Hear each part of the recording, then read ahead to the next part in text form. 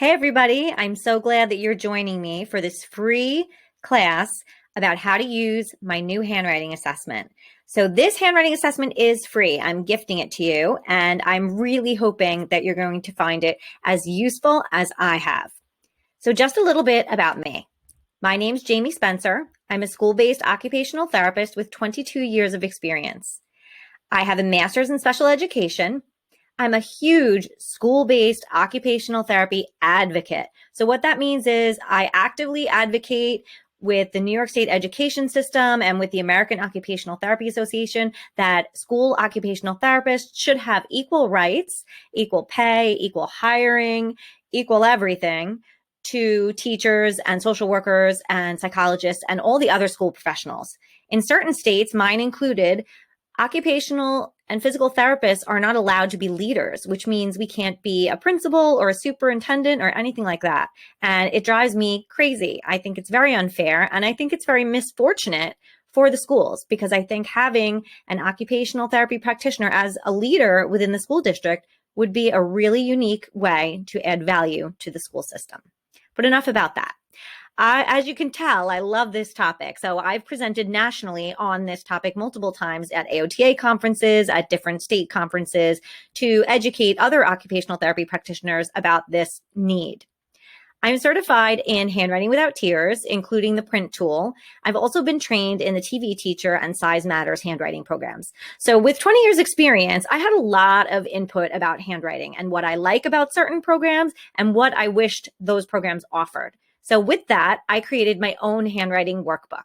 It's meant to be used as a supplement to whatever handwriting program you're using in your school. So if you're a teacher who's using Zane Blozer or perhaps Size Matters or Handwriting Without Tears, my workbook and my theories can all be used in conjunction with that. So I just wanted to put that out there. It's meant to be extra practice. It's helpful to reteach the letters in groups. So I authored this workbook on my own because I wanted to combine all my favorite pieces of the different programs.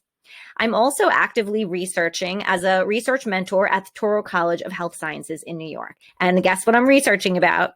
Advocacy for school-based occupational therapists. So if you've taken my AOTA approved course, How and Why to Teach Letters in Groups, you know that I love movies and I love to use movies as an example for learning. So if you've seen the movie It Could Happen to You with Nicolas Cage, it was such a great movie. I should say, if you haven't seen it, definitely go see it. It's really good.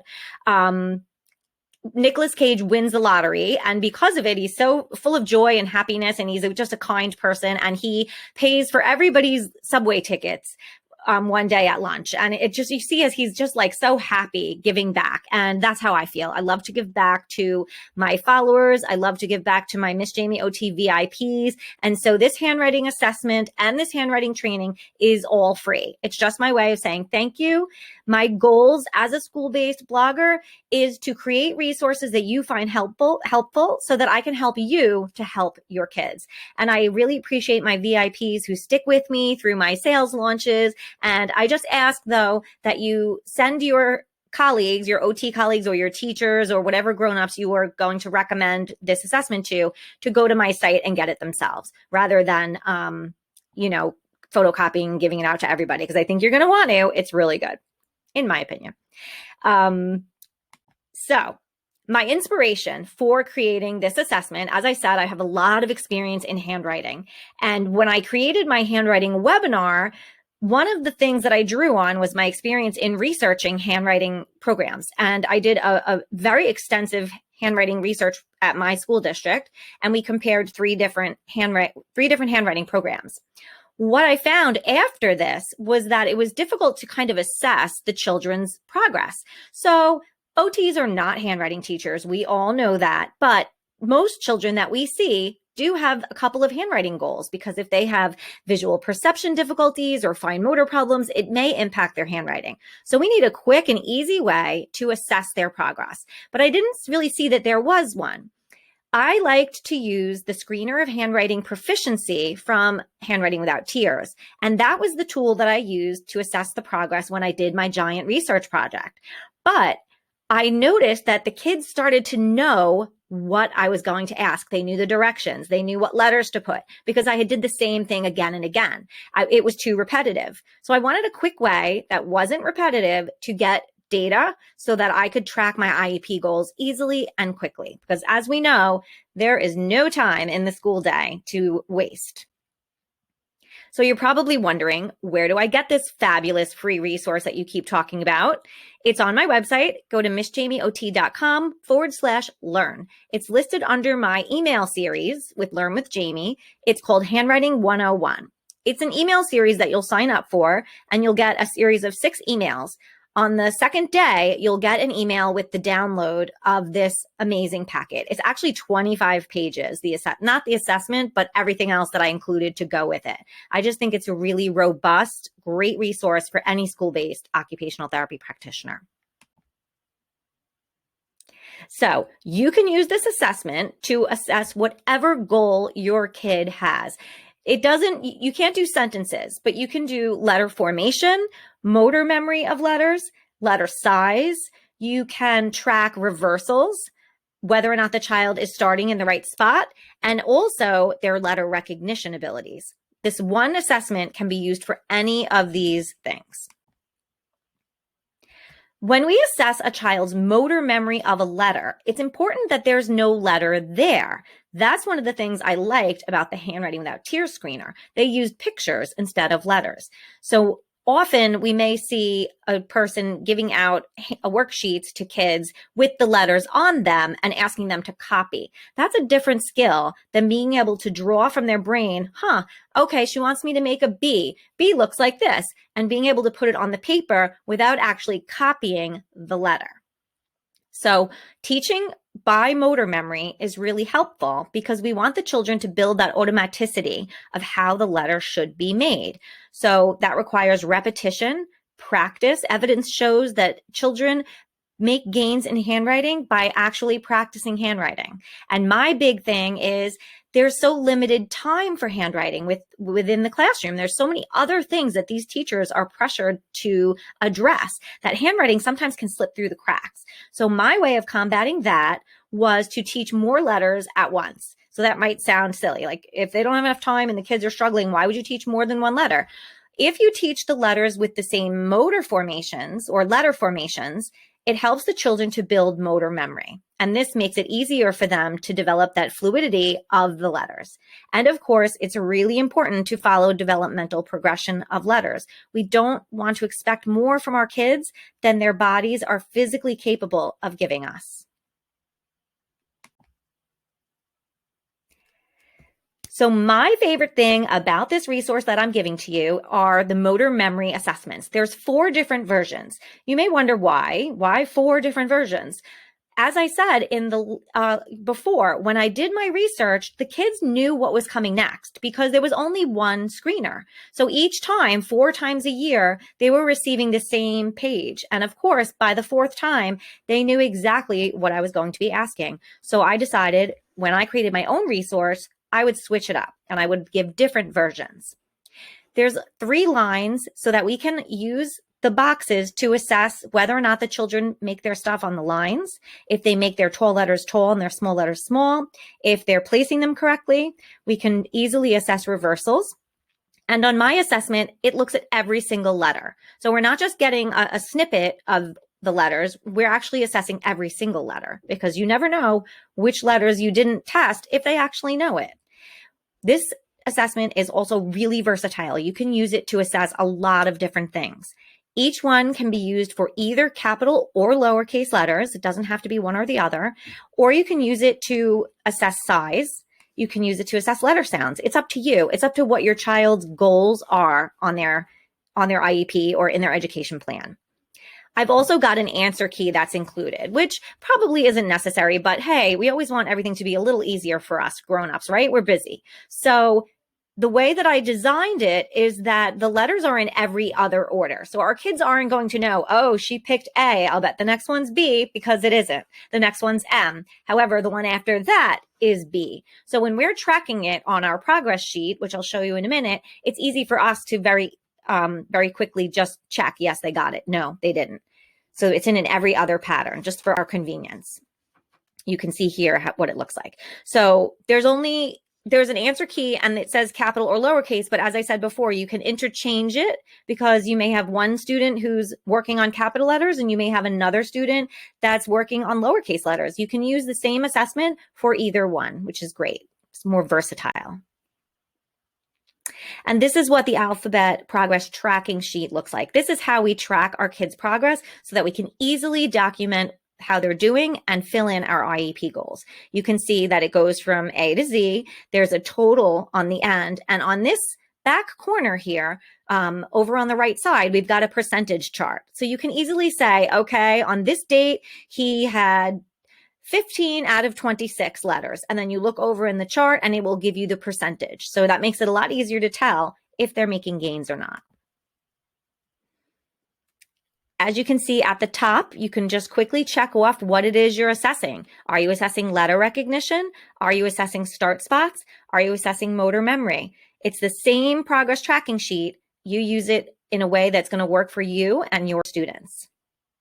So here's a look at the motor memory assessment tool. This is number 4. As I said, there are 4, but they're all similar to this. So we have a picture of an acorn. We can tell our student, I see an acorn. Acorn starts with A. I want you to make me a capital A, or you could say lowercase a, again, depending on what you're assessing, and then they'll go there. You're going to go in order, whether you want to go to the left and across or straight down, doesn't matter. Now you're going to say D for dinosaur, and I can't see what that one is right now, but then when you go to score it, you can just very easily look and go back to the progress tracking sheet. A is for acorn, then we have M, we skip over it, we go to B. So we have A, skip, B, skip, C for clock. I hope that makes sense. There's a little section in the corner here that you can check off what you were assessing and then any comments that you have about how they did. This assessment has boxes so we can check for sizing, as well as the dotted line so we can see if our kids are aware of tall, full, small. We have included some start spot tricks and tools. We've got the start spot assessment, which I love and I use all the time. And we've also got some little start spot cheat sheets that are great handouts for parents or teachers. So I like to hand this out at back to school night. I like to give it to parents to say, when you're sitting with your child to do their homework, please make sure they're starting their letters in the right spot. That's kind of the kickoff. If they're going to start writing neatly and carefully, we want them to start all their letters in the proper area. So this is a reference sheet that has little dots where all the start spots are. You can use it just as that, or you can stick it in a transparency and you can have the children practice their letters within the boxes, emphasizing the start spot. If you are a Handwriting Without Tears person, you know that it's better for children to learn with a pencil or with chalk or something that gives kinesthetic feedback than a dry erase marker. But kids love dry erase markers. They're fast, they're easy, and it's very portable to carry in a backpack if you go from school to school. If you don't need to save the work samples, then you can very easily use it again and again. If you do need to save the work samples, you could also use it and then take a picture of the child's work and then erase it for the next child. The Start Spot assessment is one of my favorite tools as well. And I've been using this with my own students for years, which is what inspired me to make it for you guys. Have your children take a magic marker and you tell them, I don't want you to trace the letters, because that's their first motivation. They see these outlines and they want to trace within. We're not doing that. What I want you to do is put a dot where the letter starts. I want you to tell me, where do these letters start? Take your favorite color and I want you to put a dot on the start spot. So this is a very quick assessment that can be used with the whole class, which is wonderful. And it gives you a great amount of information, because when you're the teacher or you're the therapist and you get all these papers back, you look through and you're like, wow, so many of my kids need to work on their M and their N. So many of my kids are starting these letters at the bottom. They don't know. And instead of starting from the beginning and having to reteach everything, you can really kind of hone in on which letters they're struggling with. And this can give you a great way to guide your lesson plans if you're doing handwriting in groups within the classroom, or if you're a therapist and you're working on handwriting, it's a quick way to gauge what the children know and what you can focus in on. Another fun thing I like to do, if I'm working with a whole class and I'm pushing in, I'll bring toothpicks with me, or I'll have the children use their pencil. I have them lay on the rug and I have them use their toothpick or their pencil to poke a hole in the start spot. The kids love to do this. It's really fun. Plus they're getting a little bit of tummy time because they're laying on the rug. That's harder to do now in COVID. If you're in a one-to-one session or you happen to have a really large cork board, you could also give the children push pins and ask them to use the push pin to mark a spot where all the start spots are. And again, then you have this information to use to guide yourself when you're planning handwriting later. We've got upper and lowercase letter recognition sheets. So there's 2 uppercase and 2 lowercase. I just put the uppercase up there. I wanted to show you how there are 2 different kinds. If you look at the first one, it's very neatly laid out. The A and the C, the columns are the same vertically and horizontally. So it's very easy for the kids to track. And you're just simply going to ask the kids, what letter is this? What letter is this? And you'll go to your progress tracking sheet and just mark off whether or not they know it or not. But on the other one, on the second one, the columns aren't really lined up and the children need to kind of scan neatly with skipping over, which is hard for some children to do. And what I learned when I made the Vision 101 for School Occupational Therapy Practitioners course was in the assessment, the developmental eye movement test, it looks at children reading in a horizontal column and then reading across, but the across is not perfectly lined up like our words on a page. Instead, they're scattered. So I purposely designed this sheet to do the same. We want to be able to assess very easily, how are our kids' ocular motor skills? Are they able to scan smoothly from left to right? Or are their eyes kind of skipping all over? Is it a struggle for them that there's not an exact next jump, that they've got to go longer from B to D to F? And then on the next row, it would be H and then J. They'd go to the next row and it would be L and N and P. If the child is struggling with the smooth scanning and keeping their eyes working together nicely, you'll hear a difference in the way that they read off the letters. So on the first one, they would probably go quickly, A, C, E, G, I. But on the second one, if they're having some difficulty, you'll hear some B, D, F, okay, H, T, no, J, and you can hear them kind of faltering. And this indicates to you that there may be some ocular motor issues going on, which would definitely impact their tracking and their scanning for reading. I've included some other great resources in this packet. I've got a wonderful handout that I use year after year about how to teach pencil and crayon grip. This is awesome to send home in your kids' folders in the beginning of the year. They're great for giving out to the parents at back to school night. And they're even a good resource for OTs to give to the teachers that they work with. It's just a great handout that you can use again and again. I just actually uploaded it into my Google Classroom for my school. Then I also have a nice, easy handout of hand strengthening activities. We know our kiddos are always needing those hand strengthening activities. And this is a very simple way to provide some activities and some ideas for parents to do at home and carry over. And the last one is a writing neatly reward chart. My research when I was putting together the handwriting webinar showed that motivation really does matter. And when children are motivated to do a good job, and when they're rewarded and they hear the praise, it really does have an impact on their success rate. So I've included that because I think it's a great visual model. It's wonderful to put on the children's desks, in their supply box, wherever. And you can use it for the whole class. If everybody's handwriting is particularly neat, we can get a sticker on number 1. Or if you wanted to do it by table, the red table did a wonderful job today. They get a sticker. Or you can do it student by student. So again, you can use it multiple ways. You're going to choose the reward that your students will get. And then when they get to 8, writing neatly stars or stickers or whatever you decide to use, then they get to earn that prize. So just a quick review.